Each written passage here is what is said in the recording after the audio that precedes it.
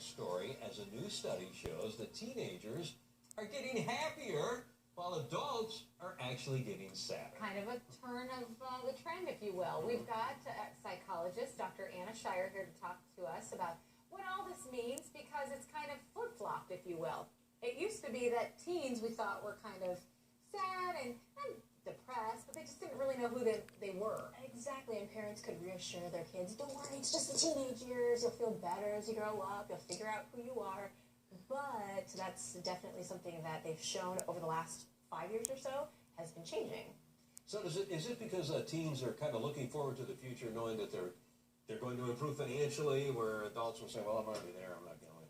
That is part of it, and especially because as a teenager you have so many dreams, but these days with the economy the way it is, once you hit your late 20s and early 30s, you recognize that maybe some of those dreams that you had are not going to come to fruition. But what the study showed was that, or I should say the theory behind it, is that in the United States there is a shift in the culture, that there is an emphasis on individualism. And this works in your teenage years because it's all about who am I, who am I going to be, who am I going to be as an individual. But in your late 20s and 30s, it's all about forming social connections, so stable relationships, marriage, being a parent, volunteering, things like that. But currently, marriage rates are at an all-time low, birth rates are at a low, there are more people now who are living alone than ever before. So that sense of connection that has historically been what makes people happy has been deteriorating at the age where we need it the most, in our late 20s and early 30s, particularly with the economy as difficult as it is. You also say that there are high expectations placed on us in that age group, that 20, 30 age group. Yes. So there's so many dreams that we have, that our parents have, and that we wish to see. I want to see myself in this house by this time, with this many children, with this car. But unfortunately, that's not necessarily the case for all of us to actually see those dreams come true. So as far as adults are concerned, the older people, are they just like kind of giving up on their future?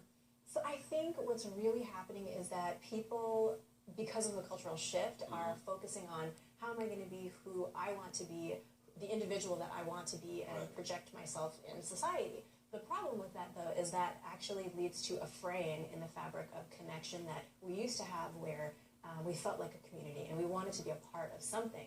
That whole sense of I want to find who I am as an individual, that might mean living alone, being without a partner, not having children so that I can find my career, has actually contributed to a sense of loneliness, emptiness, and that loss of having a passion and having something that they want to work towards. So it's a loss of We're not doomed, though, are we, for all those that are 20, 30-something watching? No. And I think the most important nugget and kernel of information to take away from that is, while it is important to know who you are and to be secure in who it is that you want to be in a community, what's most important is that you figure out a way to find what you're passionate about and get yourself into some sort of a group where you can connect with other people. If that's hiking outdoors, or if that's a book club, or something in your community that interests you. Something to be a part of. Yes. Thank you so much for coming in. Now you practice in town, right? Yes. Where do we find you? So come on in.